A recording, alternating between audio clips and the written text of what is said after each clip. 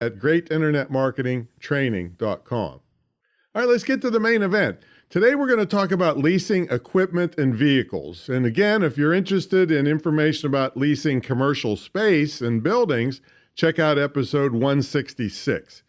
And I always want to remind you to get competent legal and accounting advice when doing this. Don't just rely on something I've said in this podcast.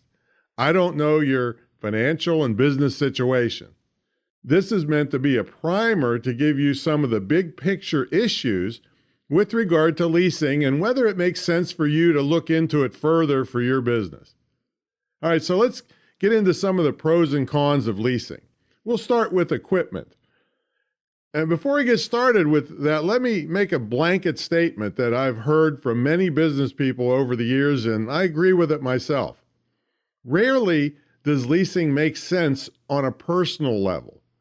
Usually, to take best advantage to leasing, you need to be in some kind of business to take advantage of the tax implications of leasing. And you wouldn't get those as an individual. So check with your tax professional on this. All right, let's get to the pros and cons with regard to equipment. Well, you can usually get the equipment you need without a really large cash investment. And you can spread the lease payments out over months or years even. For instance, let's say you needed a $4,000 3D printer. You might be able to lease the machine, and I'm just making numbers up here, for maybe $100 a month.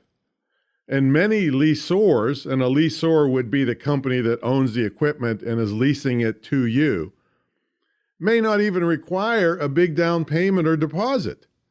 Now, the better your credit is, the more likely they won't make you jump through that many hoops to get the equipment.